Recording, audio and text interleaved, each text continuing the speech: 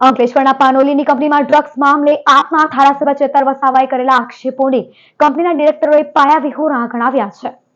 અંકલેશ્વરના પાનોલીમાં 1300 કરોડ રૂપિયાના ડ્રગ્સ ઉત્પાદન કેસમાં seal infinity research and development company સરકારની રહેમનજર સાથે ફરી ધમધમતી થઈ હોવાના નિવેદન મામલે આપ ધારાસભ્ય ચેતર વસાવાની મુશ્કેલી વધી શકે છે। ચેતર વસાવાએ સરકાર સામે આંગળી ચીંધતા આ કંપની કેવી રીતે ફરી ધમધમતી થઈ તેવો પ્રશ્ન કર્યો હતો। આપ ધારાસભ્યના આક્ષેપ સામે ઇન્ફિનિટી રિસર્ચ એન્ડ ડેવલપમેન્ટ કંપનીના પ્લોટમાં હાલમાં ઝેન્ટિકા ફાર્માના નામે કંપની ચલાવતા 2 ઉદ્યોગકારોએ વિડીયો જાહેર કર્યો છે। લોન ભરપાઈ ન કરી શકનાર infinity research and development company bank of કર્ણાટકાએ ટાંચમાં લીધા બાદ એક્શનમાં 4 કારોબારોએ બાંધકામ અને પ્લોટ ખરીદી ઝેન્ટિકા ફાર્માના નામે નવી કંપની શરૂ કરી છે। ધારાસભ્ય ચેતર વસાવાની અધૂરી માહિતીના કારણે તેની શાખ અને કારોબાર પર વિપરીત અસર પડવાનો આક્ષેપ કરાયો છે।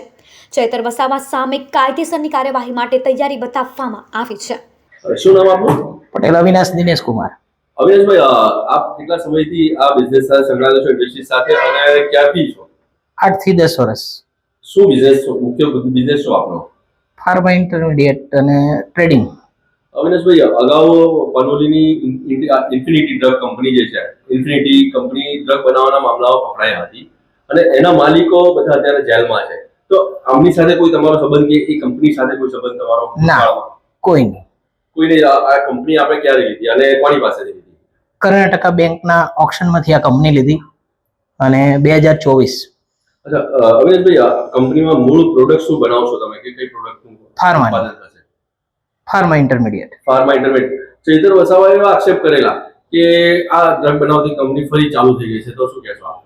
સાહેબ, ઓક્શનમાં અમે તો લીધી છે, બાકી ડ્રગ્સને આગળ લગતું શું છે શું નહીં એ કંપનીમાં તો, બાકી અમે ઓક્શનમાં આ કંપની લીધી।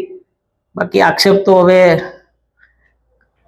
કેમ કર્યા છે એમને ખબર। એ બાબતમાં તો એ જે ન્યૂઝ છે એ સત્યથી વેગળા છે અને કયા આશયથી એમણે આ જે સમાચાર ફેલાવ્યા છે એ તો એમને જ ખબર।